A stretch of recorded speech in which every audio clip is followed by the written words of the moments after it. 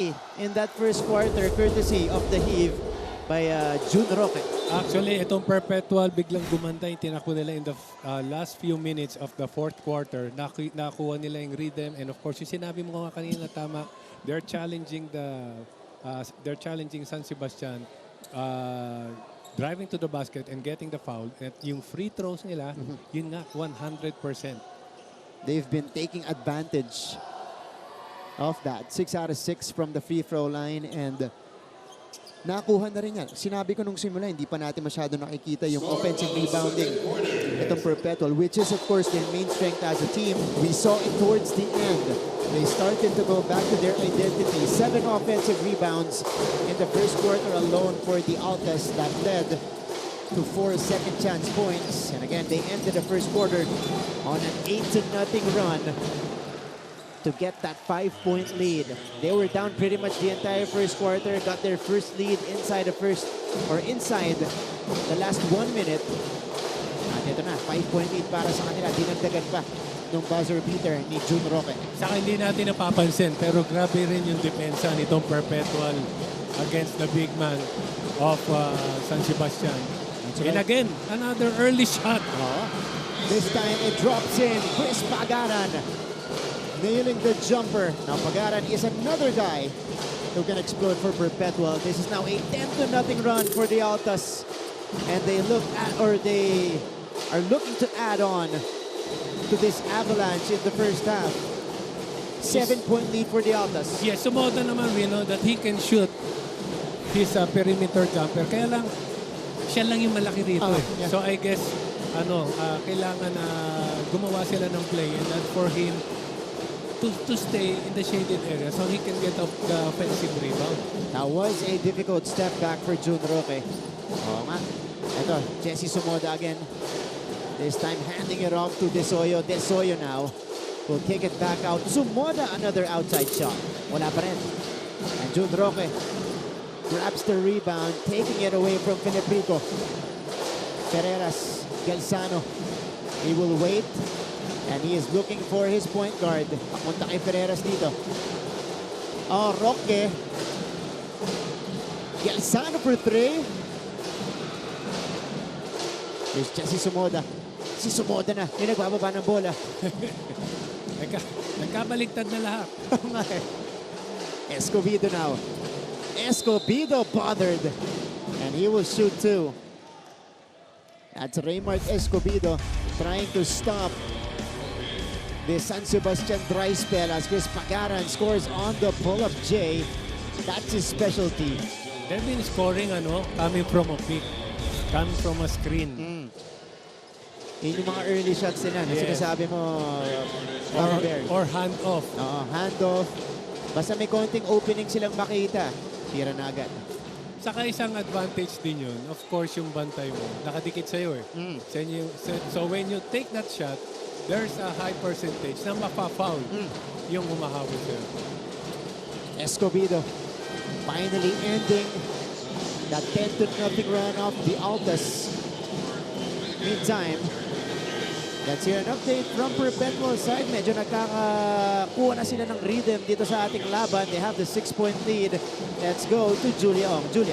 Thank you, Martin. First game pa lamang daw ito, di ba? For Coach Mike Sagigit, ngayon pa lang daw magsisimula ang tunay na laban nila dito sa NCAA Season 99. Hindi daw nila pinaghandaan ang kalaban, kundi inihanda nila ang mga sarili nila. Coach Mike wants to see a better Perpetual Altas that knows that they are all in this together. Alam niyang may kakayahan ang kupunan, ngunit nagkukulang sa kumpiyansa. Ano sa tingin niyo, Martin and Papa Bear? Maraming salamat, Julia. Unang 5 games ng season, warm-up pa lang yan para sa Perpetual. You like his confidence as we take a look at that drive from DJ Filipico. Kasi alam niya talaga yung capabilities ng mga players niya. And we've seen that in the preseason tournaments. Now it's starting, or at least they're hoping that it starts to translate dito sa NCAA. So yun din yung gustong i-build up ni Coach Sagigit, yung kumpiyansa ng players. So that's why coming from a handoff, coming from our screen, yun yung pinapayagan niya for the players to take that shot. Hindi pumasok para kay Escobedo. Would have been a beautiful move. Are Wala. Rebound ends up with Roque. Here comes Cyrus Nitura. Nitura. Romana Gasa. Cyrus Nitura. Twisting. And getting fouled in midair.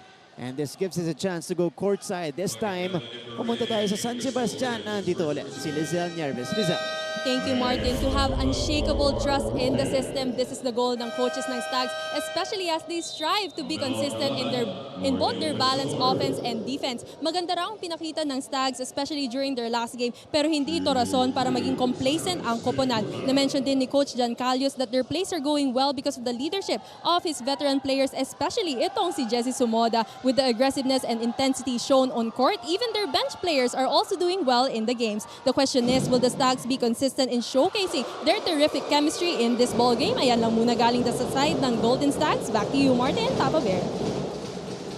Lizelle, thank you so much. Well, consistency, yun yung naging problema ng San Sebastian nung first quarter natin because they had the lead early on. They relinquished it, and it was Perpetual who ended the first quarter stronger. But one thing you don't do is count out this San Sebastian team. Nakita natin yan against JRU, Papa Bear. Kala natin, ganda na simula ng JRU eh. Pero nakahabol ng San Sebastian at nakakuha pa ng convincing na panalo. So ngayon, meron pa tayo after this, meron pa tayong full second half. Yeah. And I'm sure, makakaroon din ng adjustment itong San Sebastian. And speaking of bench point, na sinabi nila kanina, itong San Sebastian scored 44 sa kanilang bench points against 33 sa JRU. That was, malaking bagay eh, kapag lahat nakakatulong. yung bench points na yan. As we take a look at this foul on Peter Pan Barcuma. Oh, knockout play! Romel Calahat. Ito, unti-unti naman nakikita na nakukuha ng San Sebastian yung momentum this second quarter. I was about to say, the 44 bench points ng San Sebastian was led by Sumoda's 15 points. Yes. Pagaran the pull-up. Pagaran! Hitting a difficult shot. And that's what he can do. Mid-range specialist itong si Chris Pagaran. Pero may depensa na sa harapan niya. Averaging 12.8 points per game. Telebrico. Oh, falling down. Called for steps. Perimeter points natin. 14-3 advantage for Perpetual. Now this is a rare sight for Perpetual as we take a look at this knockout play from Romel Calahat. We'll expound on that when we return right after this timeout.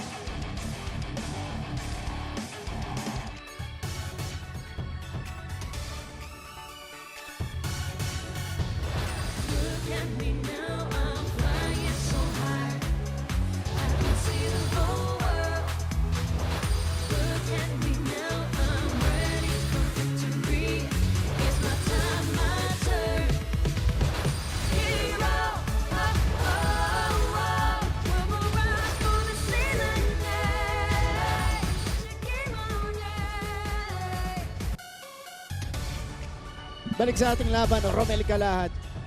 His numbers versus JRU 11 and 8, staying consistent with his averages in both season 98 and 99. Ito yung sa mga inaasahan nitong San Sebastian, Papa Bear. Romel Calahat always delivering for them. Kaya lang yung minutes niya medyo hindi pa ganun kataas. 25 minutes, no?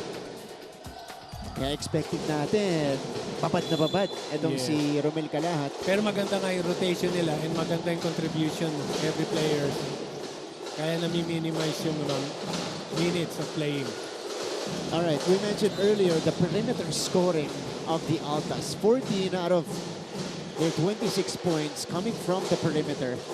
Now, in the season, Papa Bear, dead last din sila sa perimeter scoring. So this is making a difference definitely for Coach Mike Sagigit. So I guess yun na yung naging adjustment niya. Dito na nakikita nga natin eh. Ang first option to score from perimeter. Yeah. Mas pinagtitiwalaan na niya yung mga jumper nila as we take a look at that follow-up. Following up his own miss is TJ Filibrico.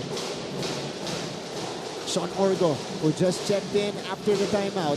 Pagaran na atake. Pagaran, the dangerous drop-off is picked off Here's Paengare.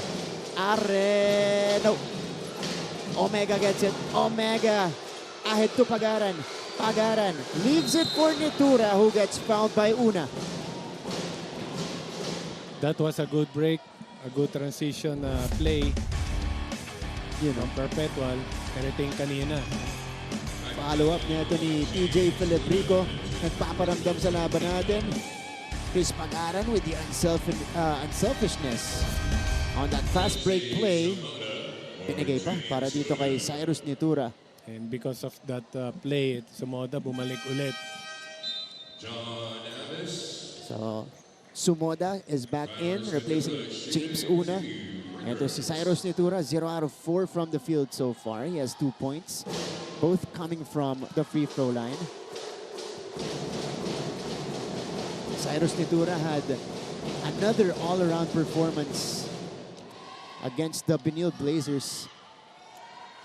15 points, 7 rebounds, 7 assists para kay Cyrus Nitura. He goes 1 out of 2 there. That's a first miss from the line by Perpetual. Omega, wow, what a play on the move. That was assisted by Sean Orgo. Sumoda. They send it out to Kalahat, who pulls the trigger and misfires. Another good transition offense from Perpetual. Mintis mula sa loob para kay Nitura. And here comes Paengare. Paeng. Uy, got too fancy that time. Orgo. Razon down the middle. Dipsy-do will not work. Back the other way. Kabat the skip. Wala pa rin. Ako'y napapagod eh. Grabe yung palitan ng takbo nitong mga players na to. Pace starting to pick up dito sa ating second quarter. Ano sila eh, no? They're trying to match up the intensity Of each other. of each other, di ba? Kasi talagang takbuhan. Hindi lang sa takbuhan eh. Early offense Yeah. from Perpetual, babawian ang early offense ng San Sebastian. That was a beautiful setup job by Sean Orgo to mark Denver Omega. Lebrico going back to the bench of San Sebastian. Raymart Escobedo back on the floor. Paengare, who has 5 points in the game, will set the table now for the Stags. Gabat, hounded by Razon, and Razon just a little too close for comfort. Natawagan ng foul. Kanina nakabalik na sa itong San Sebastian. Naging 4 points na lang ilamang ng Perpetual. Kaya lang itong Perpetual nga because of that fast break play, lumamang ulit sila. So far yung running game, mas pabor para din sa Yes. Perpetual. Uy, Sumoda, naipit. Razon taking it away. Pereras, oh nice catch. Pereras with a finish off the glass. Ang ganda ng awareness itong mga guardia ng Perpetual. Kalahat, the spin. He lost possession. Balik ang bola dito sa Altas. Let's take a look at this play. Outlet by Razon. And like a wide receiver catch para dito kay Carlo Pereras. Ganda. Ganda nun, perfect touchdown. 31-22. Perpetual back in front by 9. They swing it to Orgo. Was brought in quality minutes for Coach Mike. Razon, extra pass. Pereras, ilalapit. Floater down the baseline is good. Back-to-back baskets for Carlo Pereras. That was a good decision from Pereras. Nakita niya yung nag-close out was Sumoda. And now he's quicker than him. And Carlo Pereras giving Perpetual their biggest lead of the game. May timeout tayo.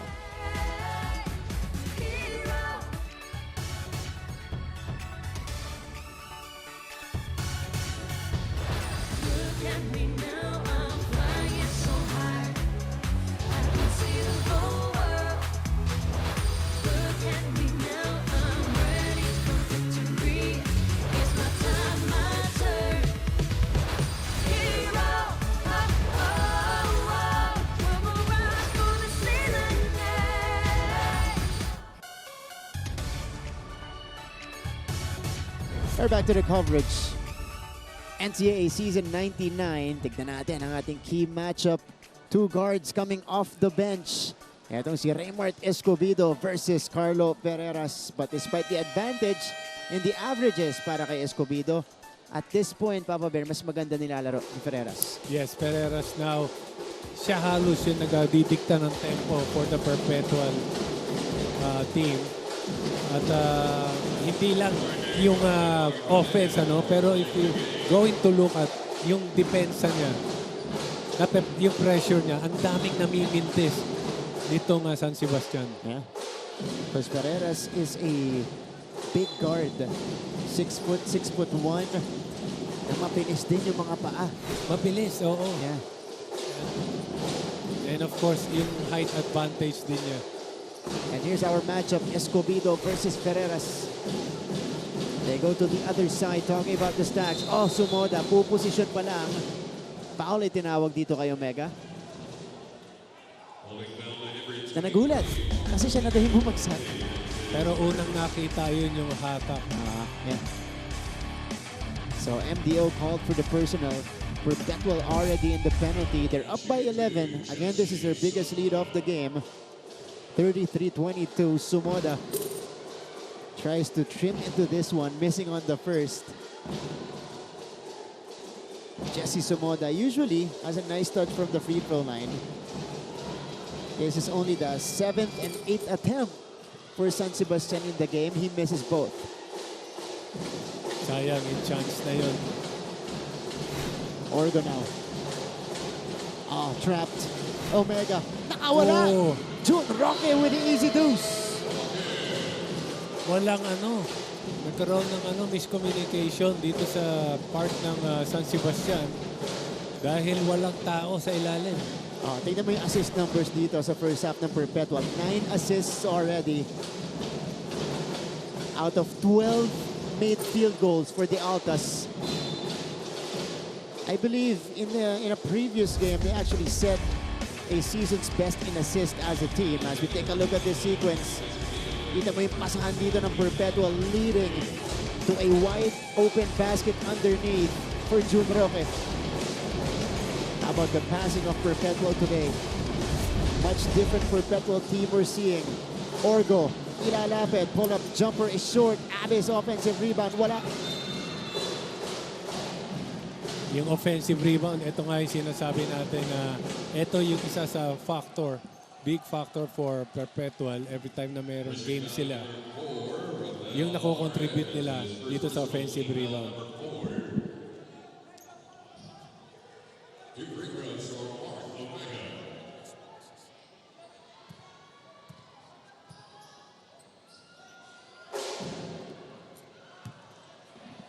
Mark Denver Omega missing on the first free throw.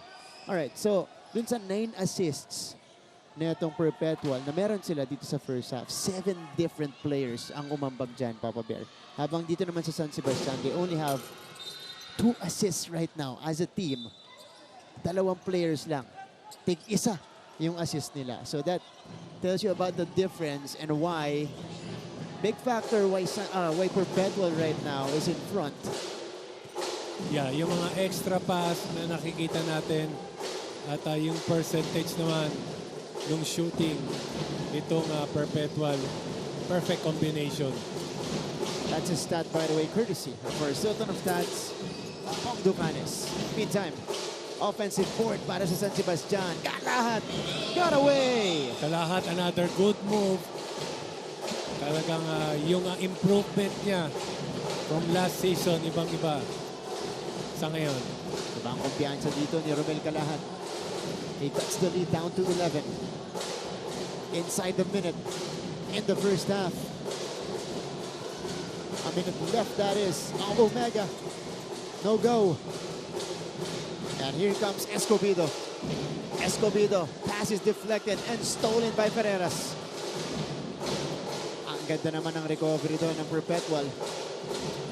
35-24. Yung depensa ng Perpetual pa rin yung nagpapahirap dito sa San Sebastian.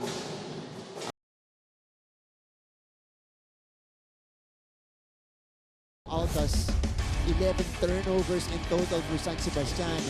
But in this play, ang nanay, getong si Romel Calahat, getting the board, faking the pass, and then taking it strong to the basket. Escobedo triggers this one into Are. Paingare. Kinukulit nito ni Sean Orgo. A 3-second difference between our game and shot clock. Paingare now. Shot clock is at 6. Are the floater. Oh, Are puts it in. Enough time for Perpetual. They will get a heave from Ferreras. Akala ko isa na naman eh. Kala ko dalawang sunod. At Ferreras misses. Nonetheless, itong Perpetual Altas umaarangkada dito sa ating laban. They're up by 9, 35-26.